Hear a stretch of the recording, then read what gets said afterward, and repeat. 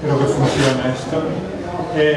Bueno, estamos en literario, es el tercero que organizamos, lo patrocina la Asociación de Amigos del Buen Retiro, por un lado, la Asociación Vecinal Retiro Norte, la librería Verno y la biblioteca Eugenio Trías, naturalmente.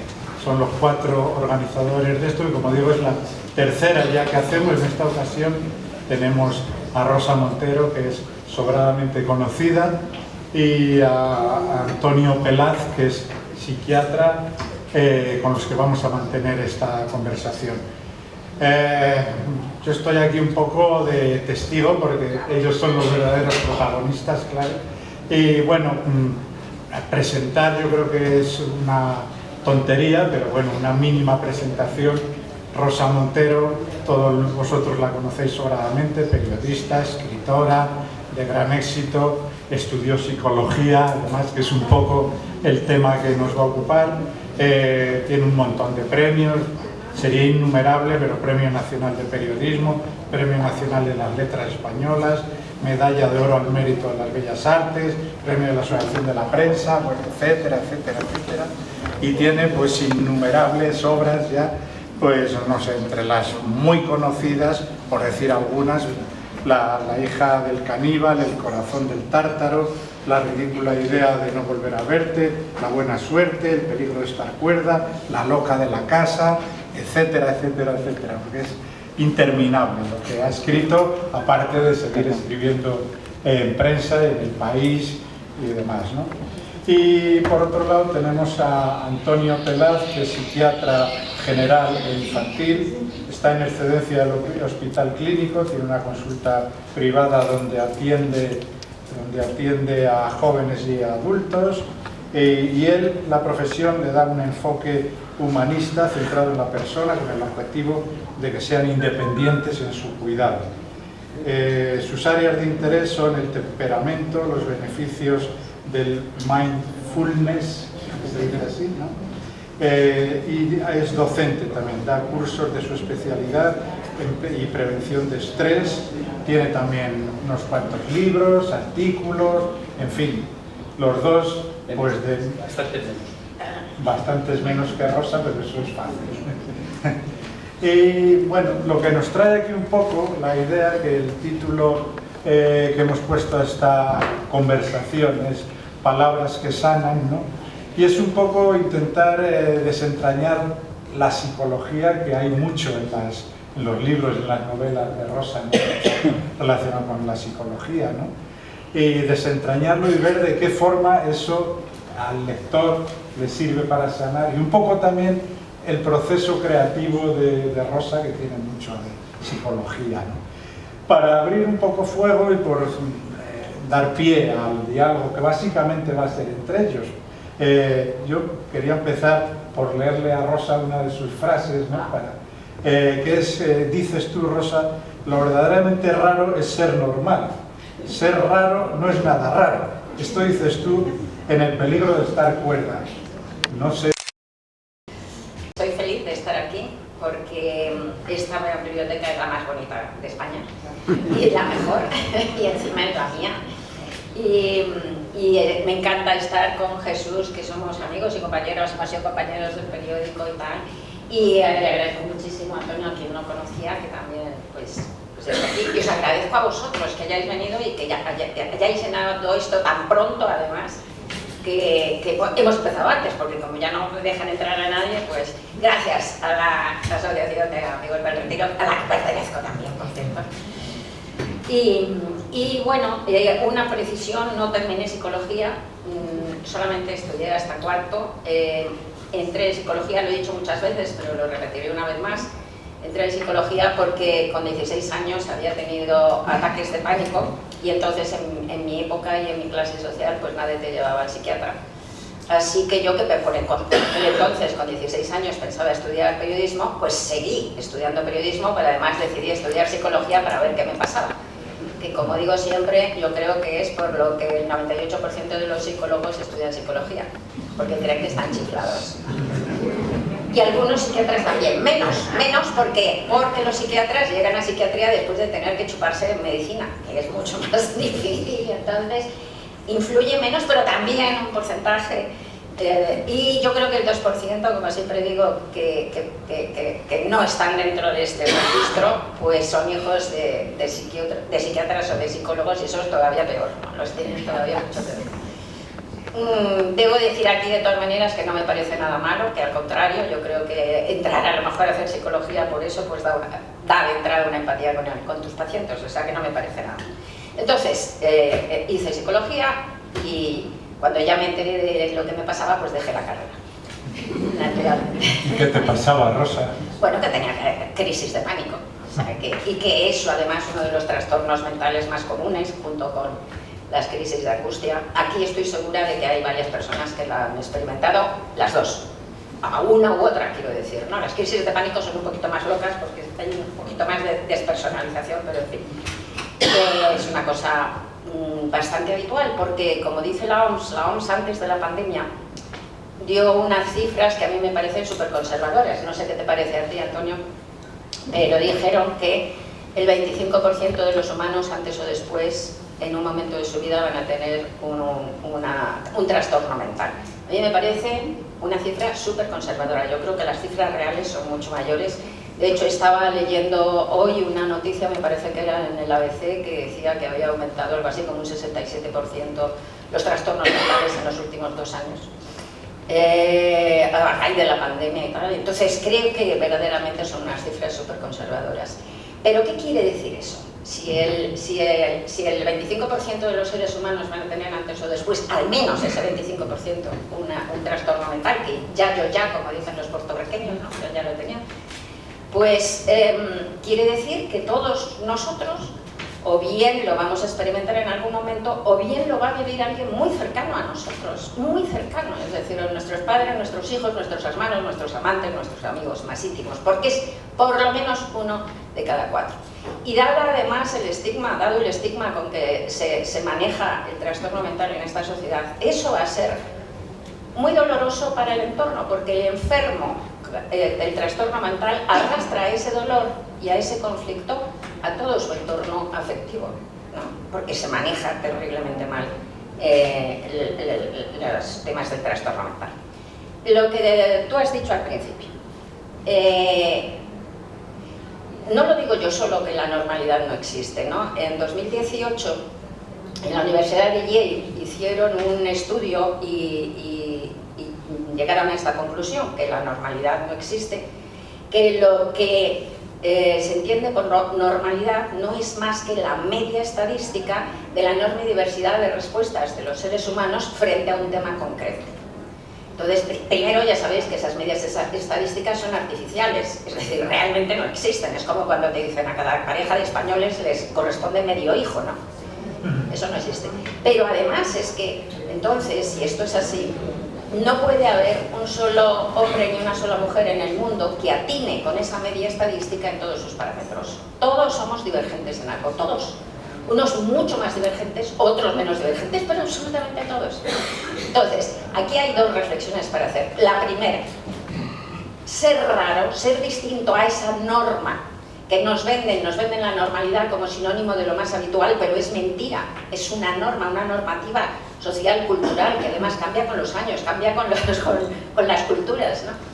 Ser diferente a esa norma, ser raro, no es patológico, no tiene por qué ser patológico. La rareza, ser diferente a la norma no es patológico.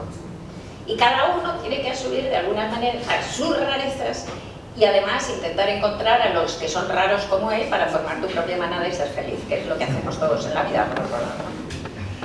Luego está la patología, efectivamente. ¿Cuándo es una rareza patología? ¿Cuándo se convierte en una patología? Pues cuando te impide controlar tu vida, cuando no la puedes, cuando eres dominado por ella, cuando eres preso de ella y te impide hacer una vida libre y propia. Por ejemplo, yo tengo una cosa que se llama dermatilomanía y que consiste en que me pellizco los pellejos de los dedos. Ahora los tengo bastante bien, pero a veces los tengo peor. No sé muy bien por qué los tengo a veces mejor o peor, pero es que me encanta hacerlo. Entonces tiene un componente obviamente genético, porque toda la familia de mi madre nos pellizcamos los pellejos de los dedos y a veces pues te haces heridas, ¿no? Pero es que me encanta pellizcármelos, es que no solo me da placer, me relaja, me gusta muchísimo, no pienso dejarlo en mi vida, me parece estupendo, no me avergüenza, me gusta y pienso seguir haciéndolo. Pero hay gente que tiene otro grado de dermatilomanía, hay gente que llega a hacerse agujeros en las piernas, en los brazos, en la cara, que se llena la cara de agujeros. Que eso además es compulsivo, no pueden remediarlo, lo quieren evitar, no pueden hacerlo. Les angustia tanto y les horroriza tanto que llegan a encerrarse en sus casas, no salir a la calle. Eso es una patología, evidentemente. Y ahí hay que buscar ayuda, ¿no? Entonces, son dos cosas que yo creo esenciales. La rareza no es patológica, punto uno. Y luego hay patologías, efectivamente. La patología es súper común también, que es lo que he empezado diciendo. Y además el trastorno mental es un abanico de trastornos muy grande que va desde algo, normalmente siempre se sufre, debo decir, pero hay un sufrimiento psíquico que es un sufrimiento terrible, pero que va desde algo pues relativamente benigno y que además se puede superar y tal, a algo muy grave como pueden ser psicosis pues graves y crónicas, ¿no? Aún así, en todo ese abanico, ese trastorno mental mejoraría muchísimo la situación del enfermo y la situación de su entorno si se tratara el trastorno mental de otra manera. Y hasta aquí lo dejo por el momento. Diga si está de acuerdo o no. He hecho aquí unas notas. Bueno, primero agradecer que me hayáis invitado a todas las asociaciones. A Teresa, yo no sabía que era un examen oral con 100 personas en el tribunal. Estoy acostumbrado a hablar con mi guión, de mi tema, ¿no? Y venir a esto es algo nuevo para mí, un reto, y estoy encantado de participar, ¿no? Y decir que soy psiquiatra, soy hijo de psiquiatra, soy sobrino nieto de psiquiatra y soy padre de psiquiatra. Es decir, lo mío es el 0,5% más grave. Lo tuyo es psiquiátrico, ¿eh? Creo que es genético. Creo que tenemos una mutación en algún gen por ahí los pelar. Qué bueno. Son 4 generaciones seguidas de psiquiatras, ¿no? Yo todavía no sé lo que me pasa y sigo trabajando también. Han dicho cosas muy interesantes, ¿no? Han dicho la prevalencia, efectivamente yo creo que es una cifra bastante conservadora. Antes era menor, pero a raíz de la pandemia, yo que veo niños y veo adolescentes, veo cómo esta prevalencia está creciendo, y no solo en números, sino en gravedad. Veo muchos casos graves de adolescentes con patología grave por asuntos cotidianos, que es casi lo que más me preocupa, ¿no? Que no tengan recursos para hacer frente a una adversidad, vamos a llamarla normal. Todos tenemos algo, todos tenemos una mochila, todos tenemos, dicho más coloquial, una pedrada, a todos nos pasa algo, porque la mayoría de nosotros somos neuróticos. Luego hay un porcentaje de psicóticos, que sería el trastorno mental grave, porque sí que conviene distinguir.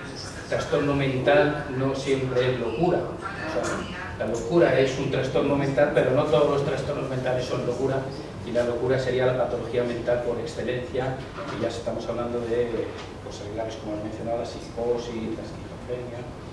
Y para el resto a mí sí que me gusta definir trastorno, porque para mí trastorno es, o para mí no, vamos, nosotros manejamos el concepto de trastorno cuando lo que le ocurre a esa persona tiene un impacto en su vida.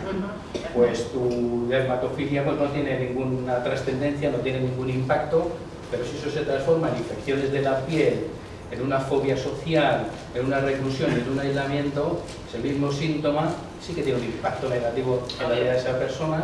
Entonces esa persona está sufriendo de más.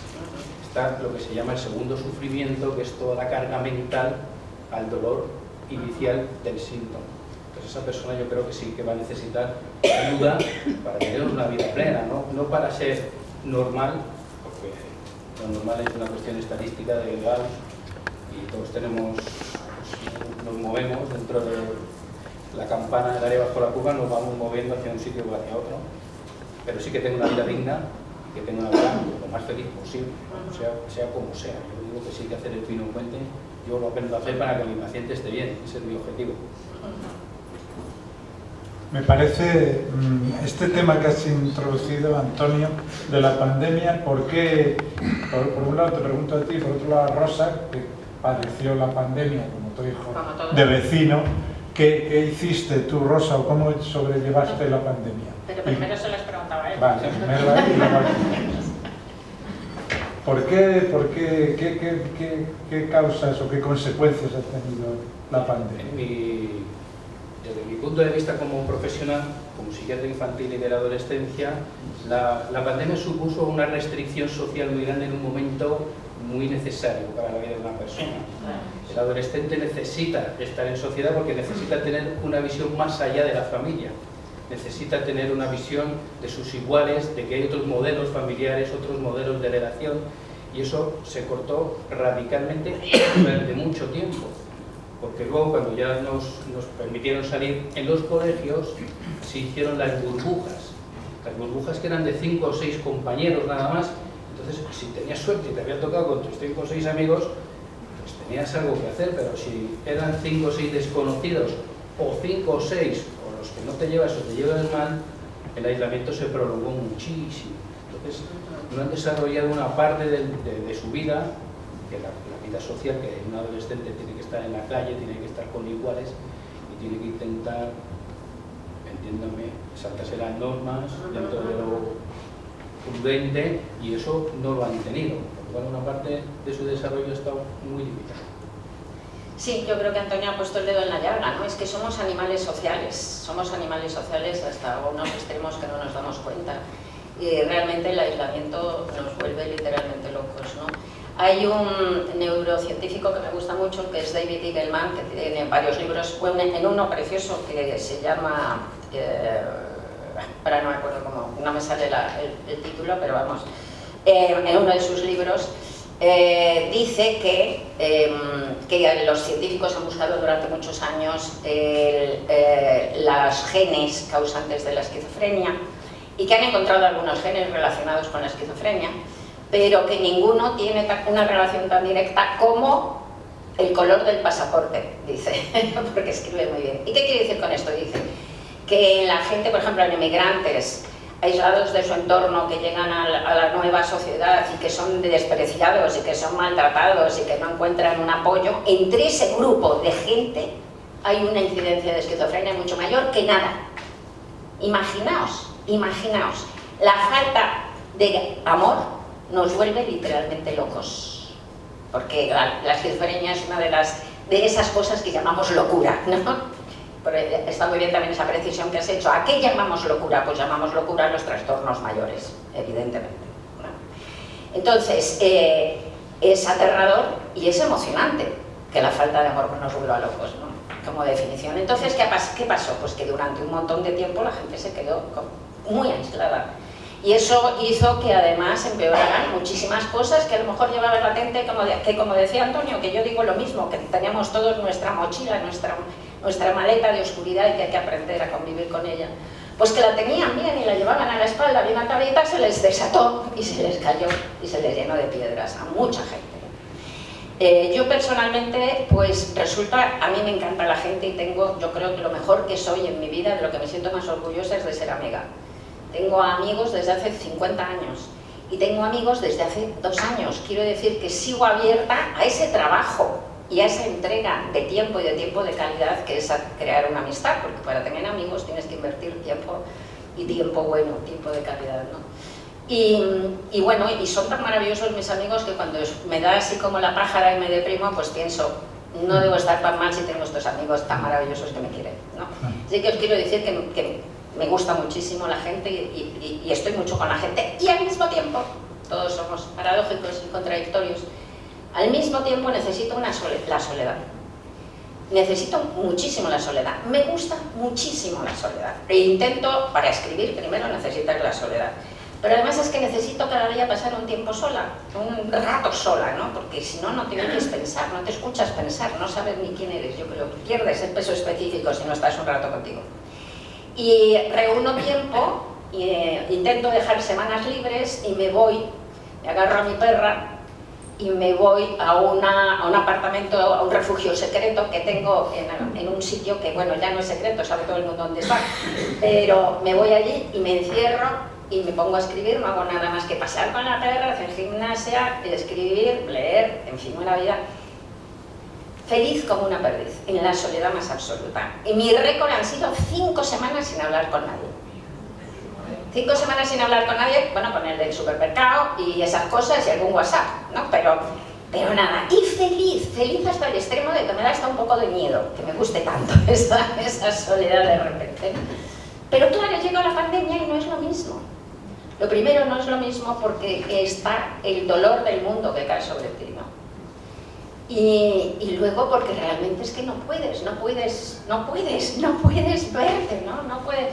Y entonces eso es una angustia. Yo creo que lo llevé mejor, probablemente de todas maneras, que la mayoría, pero por supuesto que ese aislamiento, esa soledad lo sufrí como todos, evidentemente. O sea y que además creo que es un trauma del que no nos hemos repuesto del todo, sinceramente. Creo que todavía la sociedad no se ha repuesto de ese trauma. Has citado, Rosa, precisamente una palabra, la locura, que tú dices en tu libro, dices, la locura es un enemigo que te acecha durante toda la vida, un buitre que te rodea para devorarte.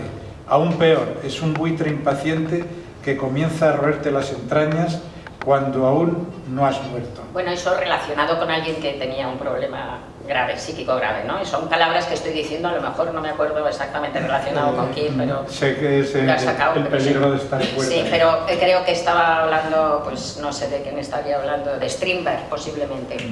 Strindberg, que luego es eso lo que decimos, ¿no? ¿Qué se puede hacer también hasta con la locura? Con eso que mal llamamos locura porque no lo definimos bien.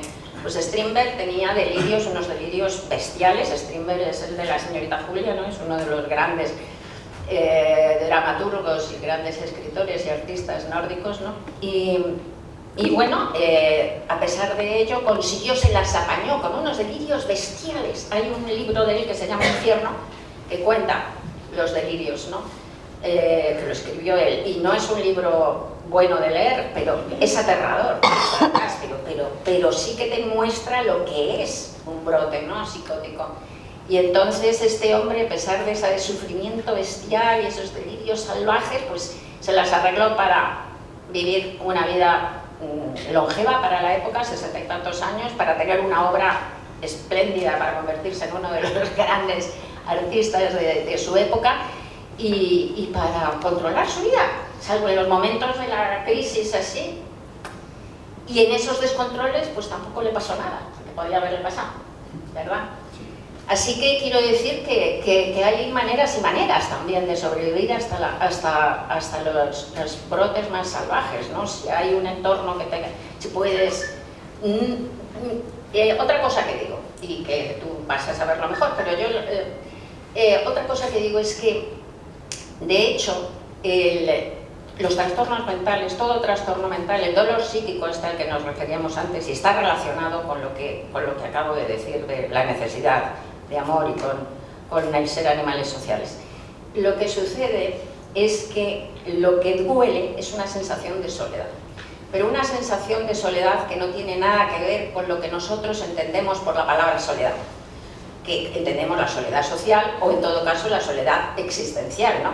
Que verdaderamente uno está solo cuando se muere. Pues sí, mira, me da mucho miedo la muerte, la verdad, y no debe tener ninguna gracia, y sin duda estás muy solo cuando te mueres, pero por lo menos sabes, no puedes por menos que saber cuando te estás muriendo que nos morimos todos, o sea que eso por lo que tú estás pasando, están pasando todos.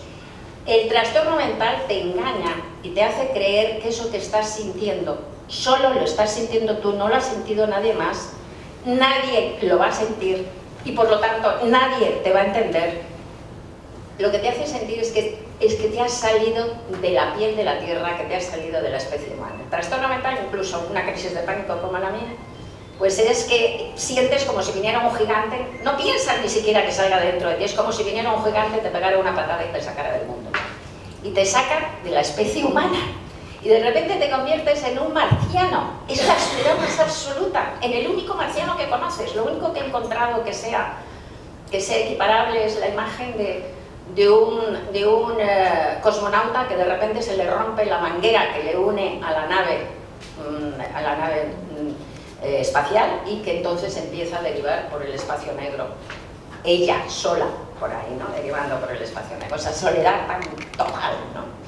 Entonces, ante esa soledad tan total, ¿qué hacemos? ¿Qué hace la sociedad? Lo que tendríamos que hacer es alargar la mano, agarrar la manguera rota, traer al astronauta a la deriva, insertarlo en la Tierra, darle apoyo, agarrarlo, darle compañía, darle ese amor que impide que te vuelvas loco, ¿no? Y lo que hacemos es lo contrario, patearlo, alejarlo, enterrarlo, encerrarlo, aislarnos de él o de ella. Entonces ahí lo condenamos al sufrimiento mayor y a la imposibilidad de volver y aterrizar de alguna manera, de una manera u otra, en la sociedad humana. No sé a dónde me he ido hasta Antonio te ha seguido. Es que has hecho varias definiciones. Has hablado de la crisis de pánico, que es una de las definiciones, es la sensación de locura inminente, Sí, sí. ¿no? De desdoblamiento, de que no te reconoces y que te estás desintegrando como persona. Y eso genera mucho miedo. Has hablado de la soledad, y hay una diferencia entre la pandemia y tu retiro. Sí, claro. Es que es voluntario, el otro fue obligado, no hay libertad de elección, y lo que es impuesto y no tienes libertad de elección genera mucho más malestar. Evidente. Has hablado también del modelo biopsicosocial, importantísimo, porque efectivamente no se ha encontrado el gen de ningún trastorno mental, porque no hay ninguno específico como otras enfermedades como el Huntington, el cromosoma 4, que está clarísimo, sino que es una vulnerabilidad, y como somos biopsicosociales, pues tenemos una carga biológica, carga genética, una constitución biológica, una forma de pensar, una forma de enfrentarnos y un componente social, iba a decir brutal. Sí, sí. Voy a decir una frase de mi socio, de mi compañero, de mi amigo y además mi primo, que también es psiquiatra. Joder, qué familia. El amor. Estáis de psiquiátrico todo. Esto es tremendo, o sea, la cena de Navidad es hora ahora. ¿Qué has querido decir con eso? Esto no se puede hablar porque ya estamos ahí tirando. Bueno, dice que el amor es la psicoterapia de la naturaleza. Qué bonito. Y es que es así, el amor es la psicoterapia de la naturaleza, porque efectivamente el amor es lo que nos falta. Con el paciente psiquiátrico el estigma le excluye, en lugar de inclusión, que es lo que deberíamos hacer, les estigmatizamos y les separamos y les dejamos de ser compasivos con ellos, porque la compasión es una palabra que está muy mal vista, muy mal entendida, porque no es lástima, es el hacerte cargo del sufrimiento de otro y la necesidad de ayudarle. Es sentir con. Es sentir con, efectivamente, sufrir con para ayudarle. Y luego está la autocompasión, que sería darte cuenta de tu dolor y atenderlo, que también nos cuesta muchísimo, porque compasión se ve muchas veces como sinónimo de debilidad o de vulnerabilidad, y para mí es signo de fortaleza y de madurez, la compasión. Totalmente. Oye, una pregunta, ya que estamos aquí hablando justamente de esa necesidad social, ¿no?, tan grande y tan importante, muchas veces tengo una duda con esto, porque muchas veces hay gente que se siente, en adolescentes, tú que trabajas con ellos y tal, que sienten que son raros, rarísimos, porque les pasa algo, porque tienen algún tipo de trastorno, el que sea, menor, mayor, mediano, y de repente poner una etiqueta, yo creo que es una cosa ambivalente. Y eso es lo que te pregunto, porque no he llegado a la conclusión de si ayuda o no ayuda. Creo que hay casos en los que ayuda, hay veces que les dices, te pasa esto, pones una etiqueta, y esa persona, yo lo he visto, se siente aliviada, porque dice, no, pero entonces no soy ese marciano que os decía antes, no soy la única, no soy el único, hay otros, entonces puedo, no es tan raro. Pero hay otros, al contrario, que se sienten condenados, atados, y que esa etiqueta los condena de alguna manera, ¿no?, a una vida. Entonces no he llegado a la conclusión de si eso es bueno o es malo. ¿Tú qué opinas? Pues efectivamente, yo me centro en las personas. A mí, yo tengo que poner diagnóstico porque no me queda más remedio que hacer un juicio diagnóstico, y también para entendernos entre los profesionales que atienden a esa persona, pues ver por dónde estamos. Pero a mí me cuesta mucho etiquetar. Me cuesta mucho, aunque también entiendo que les alivia. Esto no soy un marciano, esto tiene nombre, sí, esto tiene soluciones, y eso da bastante calma. Hay que ver qué persona es, porque efectivamente alguno también se aprovecha de la etiqueta, ¿no? Yo como soy, muchos pequeños, yo como soy hiperactivo, digo, ya, pero esto que has hecho no es de es una gamberrada. Esto es una gamberrada, ¿eh? Y esto no te vamos a poder librar de lo que acabas de hacer, ¿no? Porque una cosa no quita la otra. La etiqueta ayuda, pero también estigmatiza muchas veces. Sí, esa es la cuestión. Hay otro tipo de estigma, que es el de no acudir. El estigma de la negación, que multiplica el problema porque no se le pone solución, ¿no? Y con los adolescentes pues hay que tener cuidado con esas etiquetas, porque el corte y pega luego es muy delicado, ¿no? Tú pones una etiqueta en un informe y luego eso se arrastra y cuesta mucho desdecir un informe médico, pero no ponerla también tiene sus riesgos. Es decir, yo que no me voy a mojar, porque creo que hay que centrarse mucho en la persona que tienes delante, y si le va a abrir puertas, adelante. Si se las va a cerrar, yo no lo toco. Sí, pues o sea que estás igual de confuso que yo con esto. Vale, no, es que es complicado porque por otro lado, claro, la etiqueta, recuerdo que el gran Juan Villoro, que es un escritor mexicano estupendo, me habló una vez de los plantados. Y os voy a contar lo que es. Los plantados es una broma colectiva cruel de no sé qué pueblo, qué zona de México, que entonces se ponen de acuerdo todo un grupo de gente, pues el medio pueblo, los amigos y tal, a decirle a uno, a cultivarle, a plantarle una idea de lo que él es, porque todos respondemos a lo que los otros esperan de nosotros. Es decir, nosotros actuamos conforme al reflejo que vemos de nosotros en los ojos de los demás. Y entonces esto es una broma cruelísima, pues le plantan a esta persona una idea. Por ejemplo, le dicen, no, pero es que tú eres valentísimo y te tiras a los cenotes y tal, y termina el pobre tirándose a un cenote, a lo mejor ya está matándose, ¿no? Y no quiere, pero se lo han metido. Y en esto de las etiquetas hay un poco eso también, ¿no? O sea, que uno termina actuando conforme a lo que le han dicho que es, claro. El self, la identidad, la construimos precisamente por la devolución que nos hacen los demás. Exacto, sí. Por imitación y por mandatos directos que nos dicen esto se hace así, esto se hace de esta manera, esto está bien, esto está mal, pero también por devoluciones que te van dando, directas o indirectas. Luego aprendes a mentalizar, pero claro, cuando tú tienes 5 años, tú no piensas que tus padres estén equivocados en las etiquetas que te ponen, ¿no? Tú piensas que el que lo está haciendo mal eres tú, y te cuesta mucho darte cuenta que el error no viene de ti, viene de fuera. Sí. Luego eso se queda fijo. O sea, todas esas etiquetas, así que cuidado con las etiquetas que sean de apertura, no de cierre, porque una apertura la vas a fijar y luego va a costar mucho deshacer ese mandato que tienes ahí arraigado. Y aprovecho de los que hablas en el libro de la ridiculidad de no volver a ver, porque hablas del duelo, pero también hablas de mandatos parentales que tenemos grabados a fuego y que condicionan tu identidad, porque es lo que te da fuerza, porque es lo que te da reconocimiento, porque es lo que te da amor.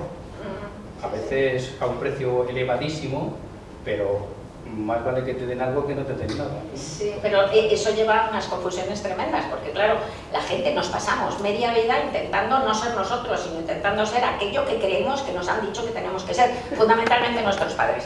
Y llega un punto en donde ya es el colmo del drama, porque a lo mejor nos pasamos media vida intentando ser lo que nuestros padres querían de nosotros, pero no es verdad, es lo que nosotros creemos que nuestros padres querían de nosotros. Y a lo mejor nos jodemos la vida por eso, por esa especie de espejismo, ¿no? Es decir, que es tremendo. Lo que contabas de la ridícula es una cosa que le pasó a Marie Curie. Marie Curie tenía un padre que era químico y que era profesor de química y que debía de ser bastante fastidioso, un padre bastante fastidioso, bueno, que estaba enfadado con ella porque ella no se había quedado a cuidarle a él en Varsovia, ¿no? Entonces Marie Curie pues estuvo, como sabéis, forma parte de la leyenda heroica de Marie Curie, pues que estuvo ahí un montón de años en unas circunstancias y en unas condiciones nefastas, terribles, en un galpón roto que le prestaron para hacer sus experimentos y tal, revolviendo en el patio del galpón con un frío tremendo, pues un caldero de toneladas de pechblenda, que es un mineral de donde se saca el uranio y tal. Y entonces, el radio, perdón, y entonces, por fin, después de ese esfuerzo brutal, consiguió aislar el radio, y entonces escribió a su padre emocionadísima. Y el padre le contestó una carta y le dijo, bueno, hija, pues menos mal que por fin, después de tanto tiempo y tantos esfuerzos, has conseguido lo que querías, el radio, ¿no? qué pena que no sirva para nada. Dicho esto, le mandó la carta y se murió el padre. Así que fueron las últimas palabras del padre, fue qué pena que el radio no sirva para nada. Entonces, todos los científicos y todos los estudiosos de Marie Curie y tal opinan que durante la primera parte de su vida Marie Curie fue una científica súper eminente, de los 10 científicos más rompedores de su época, capaz de mirar el mundo de otra manera, que es lo que tienen que hacer los científicos rompedores, y encontrar pues, cosas magníficas, y que en la segunda parte de su vida, la primera fue así, la segunda parte de su vida, pues que todo eso se acabó. Y algunos pues sostuvieron con esto, que es que cuando se murió su marido, Pierre Curie, pues que es que era el que había hecho todo y que ella no valía. Es mentira. Toda la búsqueda del radio y tal, era su estudio universitario, el estudio de tesis de Marie Curie, y sabemos ahora, están los cuadernos todavía radiactivos de Marie Curie con sus anotaciones y tal y cual. Así que es mentira. ¿Pero qué es lo que pasó? Pues lo que pasó es que en la segunda parte de su vida, Marie Curie la dedicó por entero a buscar aplicaciones útiles para el radio. O sea, dedicó la segunda parte de su vida entera a intentar decirle a su padre muerto que se había equivocado. Es un ejemplo de mujer hiperresistente. Sí. Porque fue lo que llegó a ser, a pesar de todos esos mandatos, Sí. y de ese padre, ¿no?, que la tenía completamente limitada. Sí, tremendo. Has hablado también de la diferencia, y el otro día estábamos comiendo y el dueño del restaurante es filósofo. Y toda una historia que voy a contar, pero dejó una frase que a mí me gustó mucho, porque dice, si te pareces, desapareces. Y es que nos pasamos la vida intentando parecer Sí. lo que nos dicen que tenemos que ser, ¿no? Sí, sí. Y nos genera muchísima culpa y muchísima vergüenza salirte del carril que te han establecido y cuestionar esos mandatos o cuestionar esos mensajes que, por otro lado, si esta mujer no lo hace, pues nos hubiéramos perdido un avance científico tremendo, ¿no? Sí, sí. Afortunadamente hay gente hiperresistente y que da igual lo que ocurra a su alrededor, que incluso va a salir aún reforzadísimo, ¿no?, de esa situación tan adversa, no solo por su familia, sino por las condiciones en las que trabajó, que debieron ser bastante lamentables, Durísimas, sí. que cualquiera hubiera renunciado rápidamente. Sin duda, sí. Yo quería preguntarte, Rosa, ¿qué es el peligro de estar cuerda? Bueno, el peligro de estar cuerda, Ese título así tan Vale, pues el título... aparentemente contradictorio. El título es un verso de Emily Dickinson. Emily Dickinson, como sabéis, pues es una poeta del finales del siglo XIX en Estados Unidos, que durante vida publicó poquísimo, como 4 poemas y contra su voluntad, pero cuando se murió, pues su hermana encontró pues cerca de 1500 poemas, todos pasados a limpio y maravillosos, que la han convertido en uno de los grandes poetas norteamericanos, ¿no? Entonces Emily Dickinson vivía en una familia burguesa, claro, y tuvo la segunda parte de su vida, murió con 50 y tantos años, y en la segunda parte de su vida pues se metió en su habitación y no volvió a salir jamás de su habitación. Se pasó como 20 años o 20 y tantos sin salir de la habitación. Entonces tenía graves problemas psíquicos. Y hoy sabemos que Emily Dickinson, ahí tiene unos poemas tremendos al respecto, seguramente fue violada por su padre, que era uno de estos grandes señores del 19, pater familia, y probablemente por su hermano también, ¿no? Y entonces uno de los poemas que tiene, pues habla de eso y viene a decir, es mucho más bonito, lo pongo en el libro, siendo niña, en la niñez sombría, que es esa niñez, claro, tremenda, pues descubrí la magia de la poesía. Dice que descubrió la magia de la poesía con una poeta victoriana, y que eso, que de alguna manera le salvó la vida. Y dice, en un momento determinado, si alguna vez yo volviera a sentir el peligro de estar cuerda, me refugiaré en la brujería del arte, ¿no? En la brujería del arte. ¿Qué era para ella el peligro de estar cuerda? La vida oficial, la vida obligada, el mandato paterno. Eso era la realidad del mundo para ella. Eso era lo que se suponía que era lo aceptado. Ella era lo inaceptado. y le salvó de alguna manera en esa vida, por otro lado, tremenda de meterse y esconderse en la habitación, le salvó el arte, ¿no? Un poco también como Strindberg, claro, ¿no? Que también pagó un precio muy alto, pero sin duda si no hubiera escrito, pues Strindberg y no hubiera tenido el talento que tenía, estoy segura de que hubiera terminado en un psiquiátrico, ¿no? Entonces se refiere a eso, ¿no? El peligro de estar cuerda. Bueno, pues es un poema precioso y es un poco pues el peligro de que te obliguen, yo lo pongo como el peligro de que te obliguen a ser quien no eres, ¿no? De alguna manera, ¿no? Y que te obliguen a no reconocerte, a no ser libre, a no ser quien tú eres, a no poder vivirte con libertad como tú eres, ¿no? Yo quería también, Rosa, que nos... Creo que él quería decir Quería añadir una cosa. Para mí, el peligro de estar cuerdo es creerte poseedor de la verdad absoluta, ¿no? Y no entender la discrepancia, la diferencia, la diversidad de opinión. Has hablado del trauma, de un trauma grave, que claro que es mejor estar en el lado de la locura, porque si sales a la realidad y te encuentras que la figura que te tiene que cuidar y proteger es la que te viola, y el que te tiene que ser el cómplice y un poco de hermandad, resulta que también, si tu nivel más básico no lo tienes de sostén, de protección, es mejor meterte en la habitación y recluirte en los versos, ¿no? Yo veo a muchos niños que son el más sano de la casa. Muchas veces digo, si este es el que tiene mejor inteligencia emocional de todos, y es el más sensato de todos, y yo le cuido mucho. Yo a ese no le doy de alta, le digo, le voy a cuidar, le voy a acompañar, le tengo que curtir y le tengo que... Más, qué bonito, Antonio, qué bonito esto que acabas de decir. Sí. No da de alta a los que están más sanos. Me parece muy bonito y menos mal que estás ahí. Te quería preguntar, Rosa, por los vínculos entre la creatividad y la locura. Bueno, pues he escrito todo un libro para reflexionar un poco, investigar sobre eso, ¿no? Todos los expertos dicen, bueno, primero, este es un tema que lleva planteándose desde el principio de los tiempos. Ya Aristóteles se lo planteaba, y se lo ha planteado Descartes, todo el mundo a lo largo de la historia. Aristóteles decía, qué cosa extraordinaria que en los hombres de mérito, hombres claro, porque solo había hombres para él en eso, que en los hombres de mérito tengan todos ese exceso de bilis negra, porque entonces la bilis negra era lo que causaba en la Grecia clásica la depresión, ¿no? Él mismo tenía, al parecer, ¿no? Tenía depresiones. Bueno, entonces, desde siempre se ha pensado, se ha hablado de esa aparente proximidad efectivamente, entre lo que mal llamamos locura y la creatividad.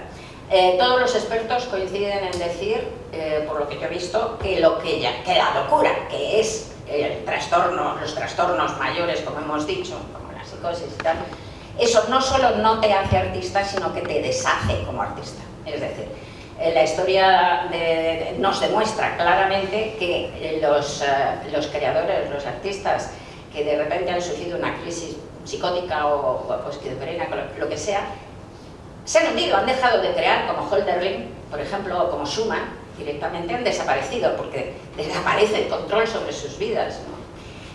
Así que no es, por supuesto, no es ni un recurso necesario ni nada de nada, ¿no? Lo que pasa es que también en el libro pues he reflexionado y he investigado sobre qué es lo que nos lleva a los que nos dedicamos a cosas creativas, pues a eso, a esa cosa absurda del trabajo creativo. Y yo estoy hablando además, no estoy hablando de la calidad, no estoy hablando de buenos artistas. El buen y el mal artista tiene la cabeza cableada de igual manera, ¿no? Así que no hablamos de la calidad, hablamos solamente del hecho de dedicarte a ser artista. ¿Qué me hace a mí meterme tantísimas horas, porque es un esfuerzo escribir una novela, es una cantidad de horas y de trabajo brutal, que me fuerza, me impulsa a meterme en una esquina de mi casa a solas, a inventar mentiras, porque es que es una actividad absurda, si te paras a pensarlo, ¿no? Pero yo tengo que hacerla para vivir, para poder levantarme por las mañanas, ¿no? ¿Qué es ese motor que te lleva a este tipo de cosas, ¿no? Entonces llega a la conclusión en El peligro de estar cuerda, el capítulo llamo a la tormenta perfecta, que como lo dicen también muchos expertos y tal, se necesitan un montón de circunstancias coincidentes para que te dediques a eso, un montón. Entre ellas hay una que es la falta de madurez mental. El cerebro humano tarda muchísimo en madurar. No madura del todo hasta los 30 años. Cuando yo me enteré de esto comprendí muchas cosas, por cierto, de hecho. Entonces, uno de los pasos de madurez neurológica más importantes se produce en la primera pubertad. Hasta entonces el cerebro de los niños está hiperconectado, todas las neuronas están conectadas unas con otras, es una tormenta eléctrica, por eso los niños tienen esa imaginación brutal. Por eso un niño de repente tiene un amigo imaginario y habla con alguien que no existe, y si eso lo hiciera una persona mayor sería un psicótico. Estupendo para la supervivencia de la especie. Pero resulta que hay un porcentaje de la humanidad, que no se sabe muy bien qué cantidad es, yo lo he calculado por otros factores y creo que debe rondar como el 20% o así, que no se nos poda el cerebro del todo, o que no se poda. Nada. O sea, que no llegas a madurar del todo el cerebro como la gran mayoría de la población. Y entre ese porcentaje de gente a las que no se nos poda el cerebro está, no lo digo yo solo, lo dicen los neurólogos y tal, está la gente con trastornos mentales y está la gente que nos dedicamos a cosas creativas. Entonces, ¿qué pasa? Que tenemos el cerebro, que tanto la gente con trastornos mentales, dentro de todo el amplio abanico que tanto Antonio como yo hemos estado diciendo que es eso, que va desde el trastorno mental más leve hasta lo que llamamos locura, que tanto la gente con trastornos mentales como los que nos dedicamos a cosas creativas, tenemos el cerebro cableado distinto de la mayoría de la población. De modo que yo lo que creo es que la diferencia entre la gente que nos dedicamos a cosas creativas y la gente con trastornos mentales en su amplio abanico es una diferencia cuantitativa y no cualitativa.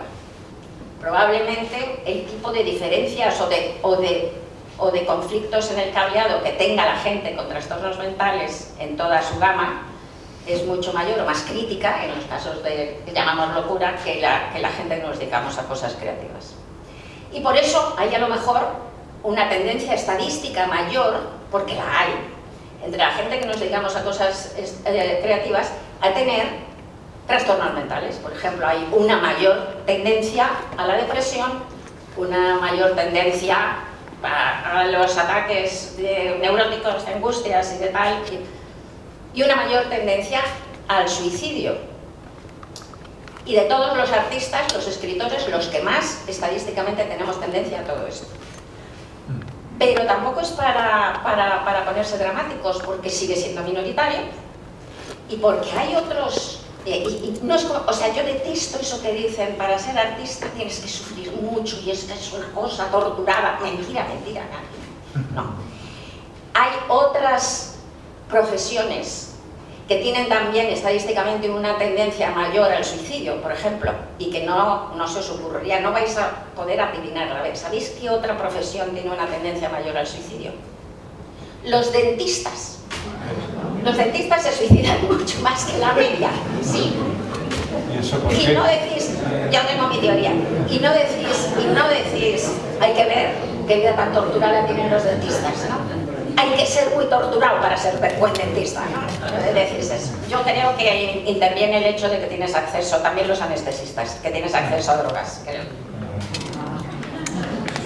Antonio, esto que ha dicho Rosa del cableado mental de los novelistas o de los escritores, ¿qué te parece a ti?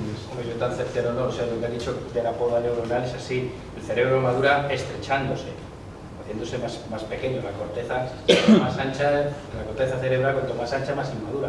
Es lo que ocurre con esa poda neuronal, es que se hace estrechita y eso nos permite tener mejores funciones ejecutivas, mejor toma de decisiones, ser más racionales y menos emocionales, menos límbicos, menos resolutivos en el sentido emocional, ¿no?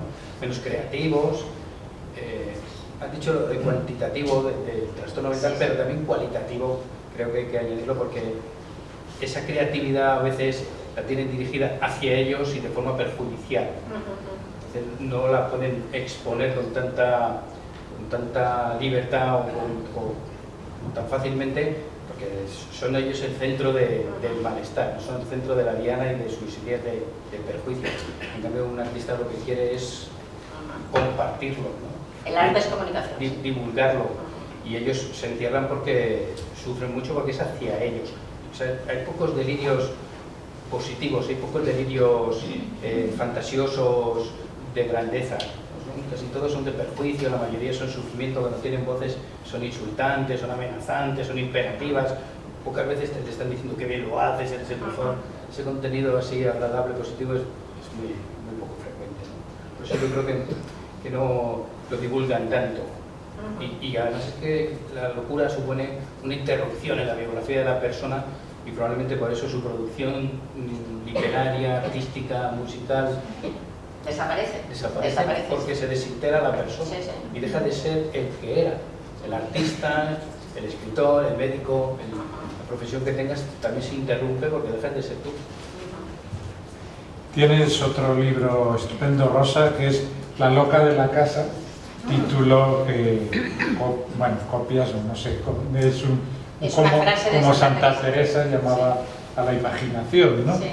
Entonces en este libro hablas de la imaginación, hablas del miedo al fracaso, de la ambición, de muchas cosas.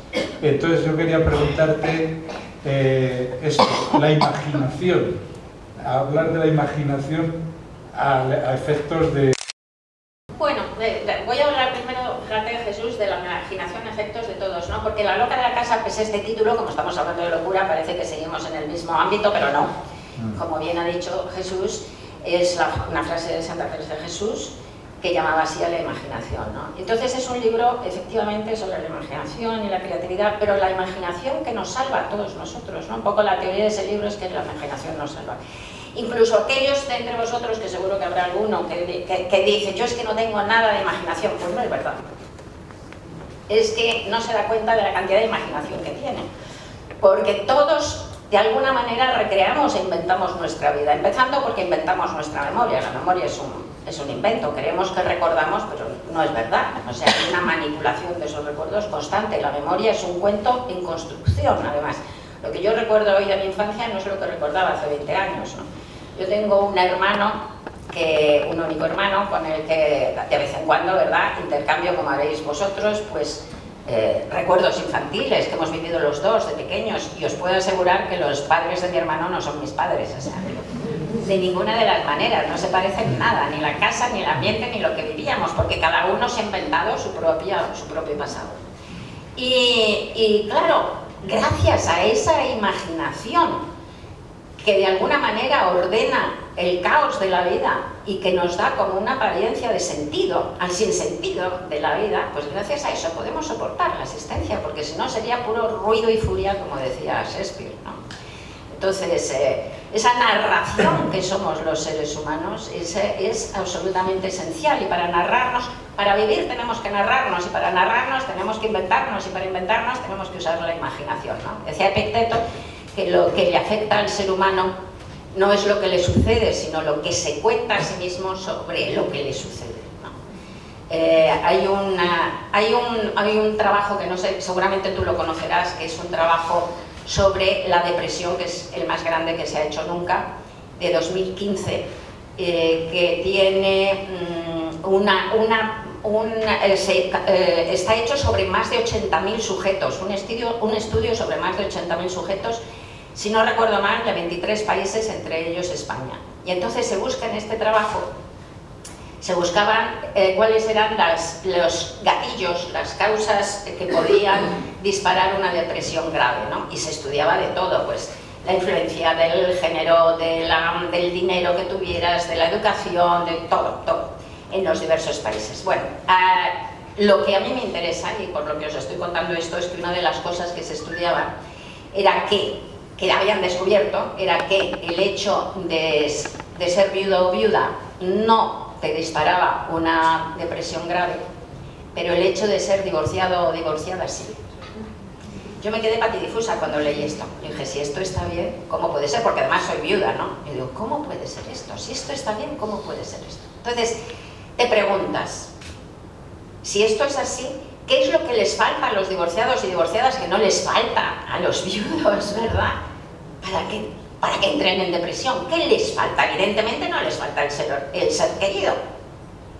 Lo que les falta es un relato consolador, porque cuando se te muere tu persona querida, tú puedes cerrar esa parte de tu vida y te la puedes contar de una manera en la que puedes apoyarte y sobrevivir. Pero cuando tienes a tu ex dando la vara por ahí, pues no puedes, no puedes. El amor y el odio están en la misma línea, están en la misma dimensión, de la misma intensidad, pero de sentido contrario, ¿no? Y a veces, yo digo, estáis más tiempo juntos que antes. Estáis juntos para discutir, pues estáis dedicando más tiempo que cuando estabais casados, ¿no? Ha dicho el relato es importantísimo. Una frase que dice una compañera que trabaja con mujeres inmigrantes, que siempre hay tiempo para una infancia feliz. Exacto, Es exacto. el relato que tú te hagas de tu propia infancia. Yo digo, sin inventar, sin edulcorar, pero cuando mires hacia atrás, abre la vista, abre la mente y trae recuerdos no solo de ese trauma o de ese hecho puntual, miserable a veces, sino que te han ocurrido más cosas. Yo trabajo con chicos que han sufrido acoso y procuro hacerles ver que en ese colegio donde lo han pasado también tan mal, han ocurrido otras muchas cosas, también reales y ciertas, que no han sido tan desagradables, para que el relato sea un poco más amable. Yo digo sin inventar y sin edulcorar, pero que sean por lo menos justos en el recuerdo. Esta mujer lo que hace es que con las mujeres inmigrantes les pide una biografía. Qué bonito. Y entonces cuando escriben la biografía le dice, bueno, pues esta biografía se la vamos a dar a leer a este niño que está aquí. Dice, casi todas dicen, no, espera un momento, trae aquí. Y la vuelven a escribir en un tono pues más amable, más respetuoso. Entonces dice, ¿tú cuál eres? Las dos. ¿Y por qué te cuentas la primera? ¿Por qué te cuentas este relato tan traumático, tan negativo, tan desagradable, si también eres esta otra persona que tiene esta otra infancia, sin inventar y sin edulcorar? Entonces el relato es importantísimo porque también tiene que ver con el relato que me hago a futuro. La visión catastrofista, estos ISIS, los tengo que, ¿no? Estoy constantemente generándome situaciones muy desagradables que parece que las estoy viviendo aquí y ahora como si fuera inmediato. Me acuerdo de un chico que había sufrido acoso, que te lo contaba y hubiera jurado que había sido ayer, había sido hacía 10 años, pero lo contaba de tal manera que parecía inmediato, muy corto en el tiempo. Y digo, esto tenemos que dejarlo ya aparcado, porque han ocurrido otras muchas cosas a lo largo de tu vida que te hacen ser la persona que eres hoy, no solo aquello tan desagradable. Entonces, cuéntate otra infancia, cuéntate otra historia que sea verdad. No añadir, aunque Facundo Manés es un neurólogo muy divertido porque dice que la neurología es todo, neuromarketing, neuroeducación, todo. Dice que efectivamente la memoria te la inventas.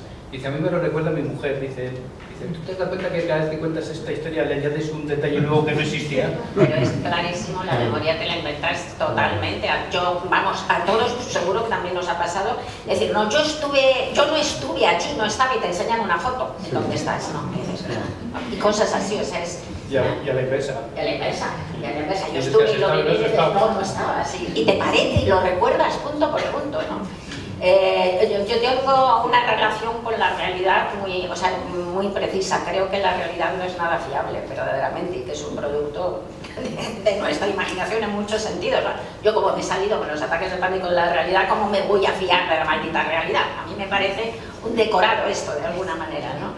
Y entonces lo que quiero decir es que cuando pasan, yo no me fío nada de lo que me acuerdo, tengo que consultarlo siempre con otros, porque no me lo creo, porque cuando pasan como 20 años de algo que recuerdo, pues no sé si lo que recuerdo lo he vivido, lo he leído, lo he escrito, me lo han contado o lo he soñado.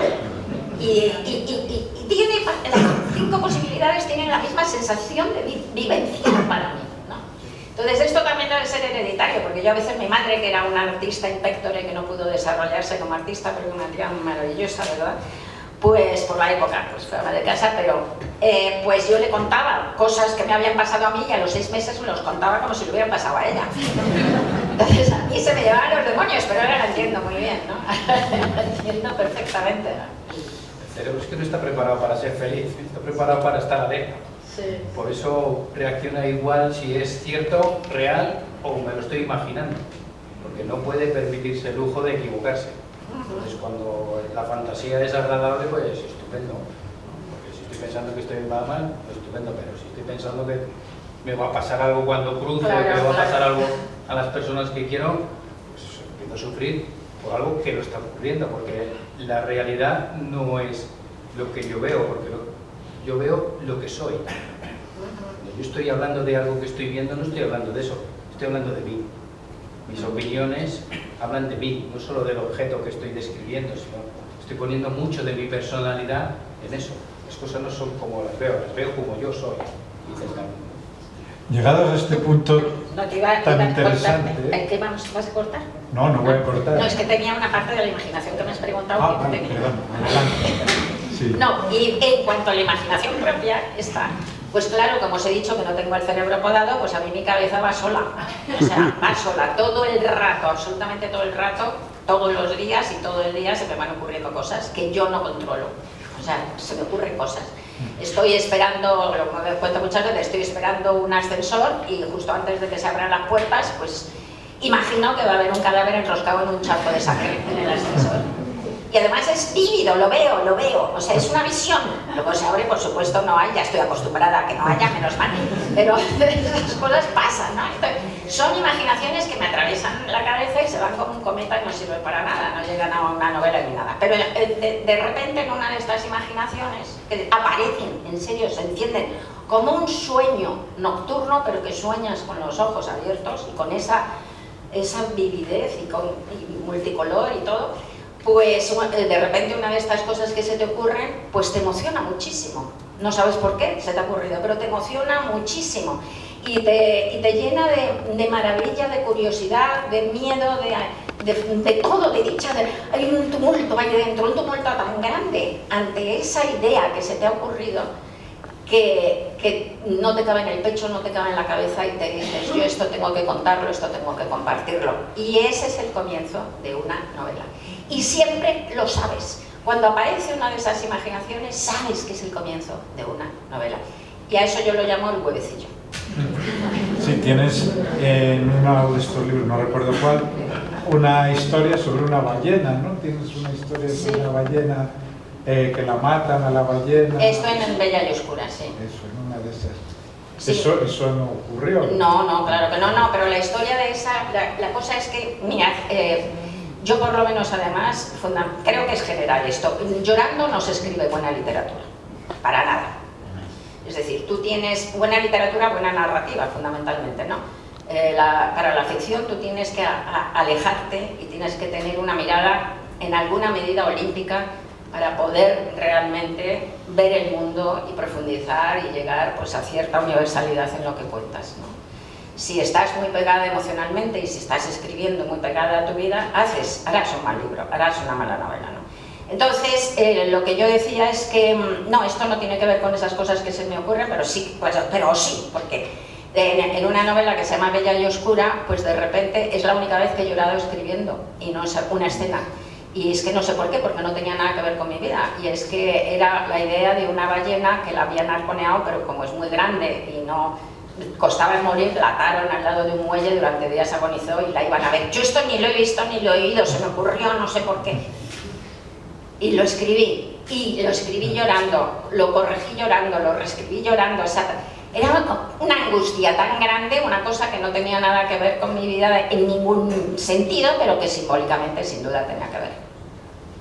Y que no voy a entrar aquí porque no hay que ponerse en un diván, pero vamos, tengo alguna teoría al respecto. Pero quiero decir que sí, que de repente esas imágenes que emergen de lo más profundo, porque las novelas nacen del mismo lugar del inconsciente de donde nacen los sueños, absolutamente tú no las controlas, no sabes lo que estás diciendo en realidad cuando escribes una novela. Por eso muchas veces la gente de fuera sabe más de la novela que tú. Y por eso están lo que se llaman los fantasmas del escritor, ¿no? El fantasma del escritor son como los sueños recurrentes, esos temas, esas imágenes que se repiten y muchas veces el escritor no sabe ni se da cuenta. No tú puedes decirle a una novelista, por ejemplo, oye, ¿tú te has dado cuenta que siempre escribes de Marcos? Y ella te dice, no, pues ni idea. Y su última novela se llama El Transatlántico Azul, por ejemplo, ¿no? O sea, entonces, hasta ese punto de ceguera, ¿no? Entonces, y salen ahí, emergen efectivamente esa especie de símbolos de lo que tú eres, que no eres muy capaz de desentrañarlo. No, yo iba a decir, llegado a este punto, no era por cortarte, sino por dar paso al público, si querían y tienen alguna pregunta, tanto para Rosa como para Antonio. Tiene una pregunta. La conclusión de que todos somos cierta medida bipolares? Ahí no. Yo creo que no en el sentido, vamos, él lo dirá mayor, para mí la bipolaridad es un grave, quiero decir. Si me preguntas a mí, no. Porque bipolar es un trastorno mental grave, todos somos inestables. Todos somos ciclotímicos, todos tenemos Paradójicos. un ánimo que va cambiando afortunadamente, porque si tu ánimo es plano, probablemente tengas un trastorno mental grave. Todos tenemos ciertos cambios porque las circunstancias nos hacen reaccionar, para bien y para mal. Ocurre algo desagradable y te pones triste, ocurre un éxito y te pones contento. Pues tenemos cierta ciclotimia. Ahora se usa mucho el término bipolar y para mí cuando se usa ese término es por inestable. Que no es lo mismo ser inestable que bipolar. Claro, es lo que decía, que es una enfermedad grave, ¿no? Eso, pero sí, somos contradictorios, somos paradójicos, somos, sí, nerviositos, ¿no? Hay una frase maravillosa en la que yo me siento muy representada de Proust, que dice: la magnífica y lamentable familia de los nerviosos. Yo me siento dentro de esa familia, ¿no? Magnífica y lamentable familia de los nerviosos. Más divertida. Hombre, más divertido. Haberme perdido seguro que una tertulia interesantísima, y entonces no sé si se ha abordado el tema, que ahí hay una explicación científica al déjà vu, es decir, es que no sé si se ha tratado, claro, entonces no se ha es que tratado. esa palpitación de pensar, si yo he vivido, y es el subconsciente el que te hace imaginar un imaginario que no realmente, o sea, no está respondiendo a una secuencia cierta, real, sino que tu imaginario te lleva a algo que realmente no está por confirmar. No sé, ¿tenéis alguna explicación al respecto? A mí me obsesiona algunas veces. Sí, son fascinantes esas cosas. Yo tengo una parte, ahora te voy a dejar porque tú seguro que tienes algo que decir. Tengo una parte muy científica y muy racional en mi cabeza, la ciencia me encanta, y luego una parte muy fantástica y muy fantasiosa y muy loca, ¿no? Las dos cosas. Pero hay dos cosas que son muy curiosas y muy inquietantes. Bueno, varias en la vida está llena de cosas curiosas e inquietantes, pero el déjà vu, por ejemplo, y las coincidencias, por ejemplo. Las coincidencias, también hay coincidencias alucinantes, que también son inexplicables, ¿no?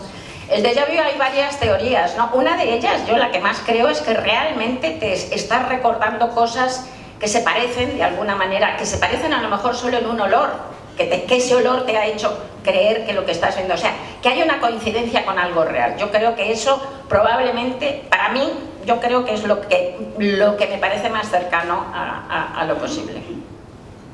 Sí, es la asociación muchas veces de recuerdos que están en el inconsciente, pero también tiene que ver con la actividad eléctrica del cerebro, porque hay muchos epilépticos que tienen muchos fenómenos de déjà vu, con muchísima frecuencia, y son descargas que tiene el cerebro fuera de orden, ¿no? Fuera de lo normal.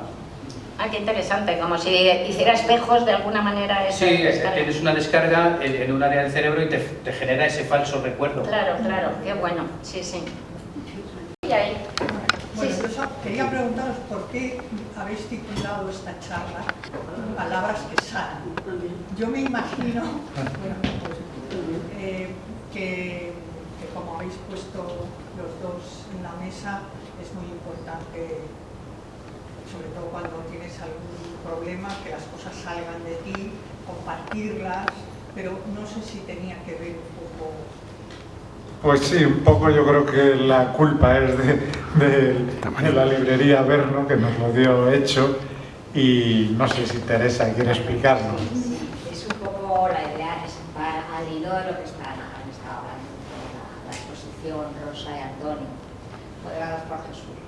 El reflexionar sobre los problemas, los trastornos que tenemos, el nerviosismo, esa ansiedad, ¿no? Ese estrés, que lo podamos un poco entender tanto a nivel individual como si alguien nos lo está también contando, un amigo, un profesional, un escritor, también nos hacíamos el guiño con la escritura, ¿no? Con los libros de Rosa, que escrito mucho sobre el tema de salud mental.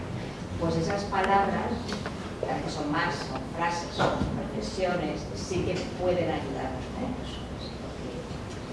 Es verdad que nos enloquecen, ¿no? Las situaciones que vivimos, que no entendemos, que no las queremos, pero esas palabras nos pueden ayudar. Ya, que lo enlazo con lo que decías tú, en el sentido que a veces pones palabras escribes diagnósticos y otras veces no. O sea, en general son buenas las palabras, pero también hay que saberlas vehicular. Es un arte. Es un arte, la medicina es un arte. La palabra, claro que es sana, porque la palabra también tiene un efecto placebo. Todos conocemos el efecto placebo de un azucarillo, de un medicamento vacío, y eso genera una neurotransmisión muy potente del circuito de recompensa, pero es que las palabras también lo desencadenan. La psicoterapia tiene un cambio neurológico detrás, igual que los medicamentos. Necesitan más tiempo y más frecuencia, pero lo que producen son cambios neurológicos. Y la palabra, una palabra amable, una palabra respetuosa, una palabra agradable, es casi igual que un gesto compasivo, que un abrazo.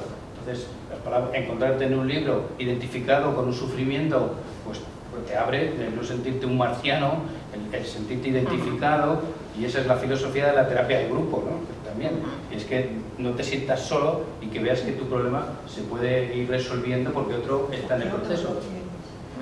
De hecho, yo creo que los grandes, lo he contado muchas veces, ¿no?, por experiencia y tal, los grandes dolores y los trastornos mentales te dejan sin palabras, son indecibles. Y entonces empiezas a curarte y empiezas a aterrizar en la vida otra vez cuando consigues empezar a poner palabras. Y la gente alrededor te puede ayudar muchísimo a poner palabras, los que te hablan y los que te ayudan nuevamente a recuperar la voz. Aquí de ella creo.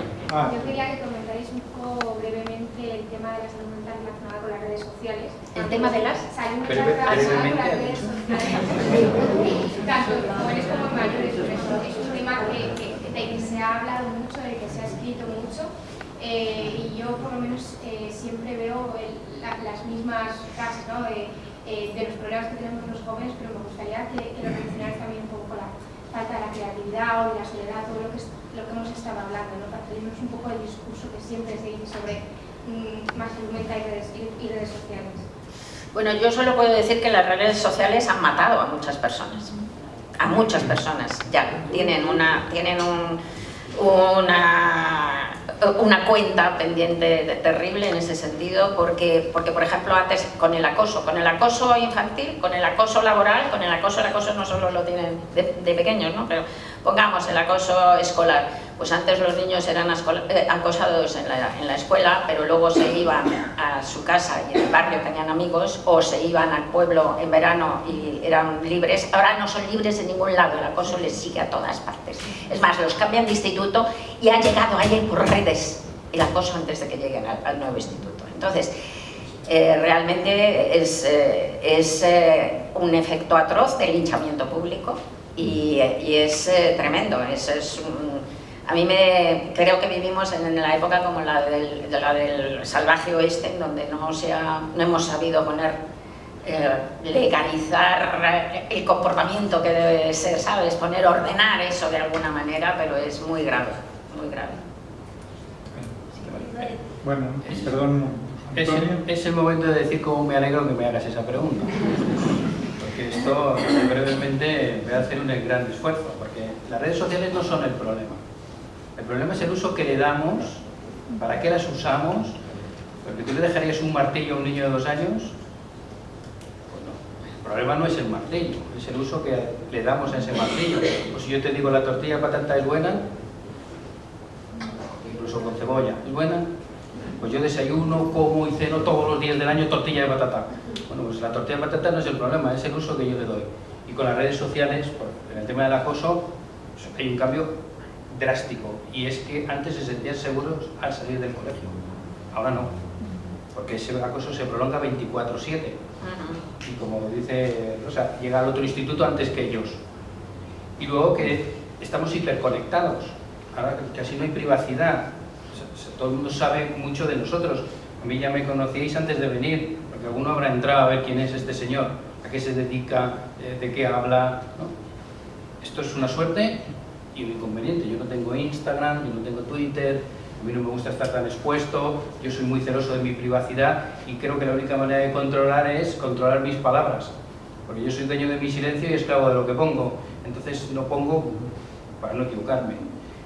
Estás en una edad, o los adolescentes están en una edad en la que necesitan mucha aprobación, entonces tienen una intolerancia a no gustar, son capaces de hacer cosas muy desagradables por tener un like, pero el like lleva a la dicotomía del hater.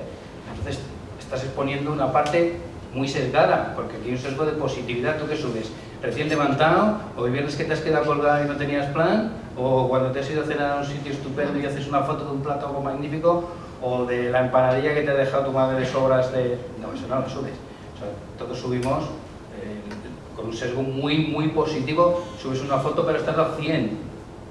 Para subir una estás dado 100 fotos. Entonces hay que tener cuidado con el uso que le damos y la cantidad de tiempo que le dedicamos, porque nos expone demasiado, nos expone muchísimo y estamos hiperconectados, pero eso te acerca al que está lejos, pero te aleja al que tienes al lado.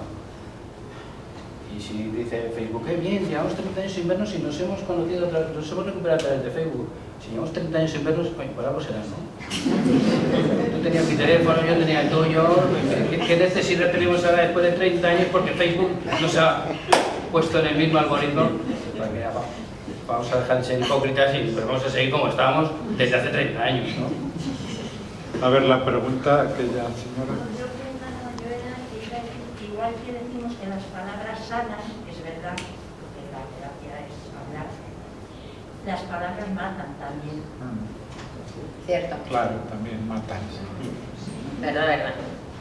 Es que cada vez que hablamos tiene una consecuencia en el otro.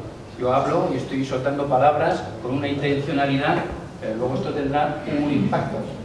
Que al salir por la puerta tendremos 150 impactos distintos. Unos pueden ser positivos y otros pueden ser negativos. Así que ser responsable con las palabras. ¿Tenías tú una pregunta? Podemos decir que han sido, con las redes sociales, el cuarto poder digital. Y si hay que, no sé, controlarlo para que no se desmadre y no haya posibilidad de que gente que se suicide o que los posibles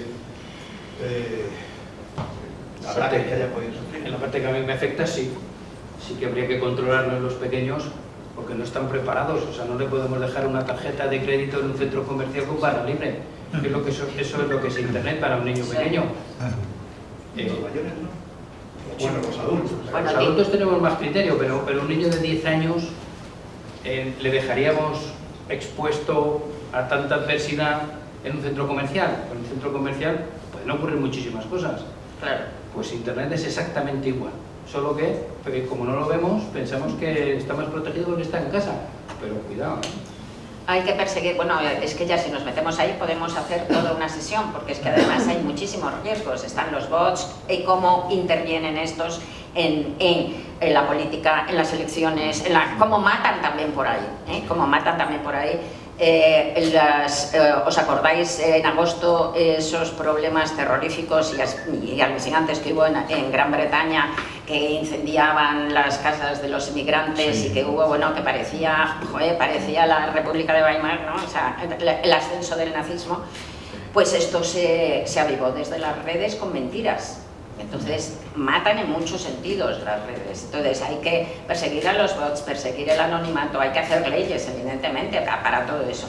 Pero además hay que darles menos importancia, porque es que otra cosa que pasa es que la gente le da... O sea, hay una serie de energúmenos y de gente con muchísimos conflictos, ¿no? Sociópatas, que antes estaban acodados en la barra de un bar soltando improperios, que nosotros, que la sociedad hacía un cordón sanitario, nadie se acercaba ni les hacía caso. Y ahora esos están todos vertiendo mierda en las redes y les hacemos caso. Los políticos les hacen caso, la gente les hace caso, es absurdo. Es absurdo. ¿Estás hablando de Trump? Monstruos. Eusebio, habla fuerte para que te... Supongo que me escuchéis todos. Primero, dar las gracias a los dos. Y segundo, al hilo de esto que estabais comentando últimamente, actualmente ese bombardeo que tenemos de falsas noticias, de bulos, que muchas veces la gente los asume porque es lo que piensa, porque mucha gente asume un bulo y dice, no, si es que eso es verdad, porque es lo que cree, que influye en la sociedad, en nosotros, para incluso tener o crear una mala relación con el que gira de forma contraria a la ley. Yo creo que esto actualmente lo que está provocando es un conflicto incluso entre familias, que volvemos a tiempos que eran anteriores, ¿no? Totalmente, pero no es un problema de España, está sucediendo en todo el mundo, por desgracia, ¿no? Se están imponiendo las políticas del odio, ¿no? Es que ahora se ha puesto muy de moda. Ya, bueno, el 53% de la población española se informa a través de las redes, pero no de las redes. Yo, por ejemplo, leo los periódicos en internet, pero no eso, sino que se informan a través de Facebook o a través de Twitter o a través... El 70 y no me acuerdo cuánto de la gente, de los adolescentes hasta 18 años me parece y tal, se informan por sus amigos. Entonces, ¿qué futuro tenemos con eso? ¿Qué futuro tenemos con eso? Es que es terrorífico. O sea, ya los periódicos nos pueden parecer sectarios. ¡Vivan los periódicos! Porque por lo menos hay un trabajo detrás, una verificación, lo que quieras, ¿vale? Manipulación, ¿vale? Pero ¡vivan los periódicos! ¿No? O sea, ¡vivan los periódicos! Es que tiene que ver con el relato.